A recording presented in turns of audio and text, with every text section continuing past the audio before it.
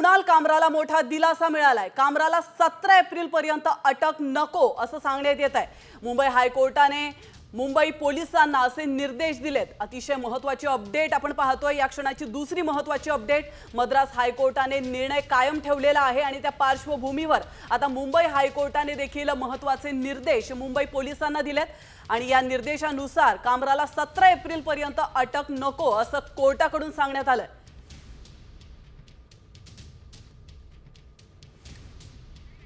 तर आपण पाहतो या क्षणाची महत्त्वाची बातमी, मद्रास हायकोर्टाने 7 तारखेपर्यंत म्हणजे आजपर्यंत कामरा याला अटक करू नये असे निर्देश पोलिसांना दिले होते आणि त्या पार्श्वभूमीवर अजून एक महत्त्वाची अपडेट समोर येते।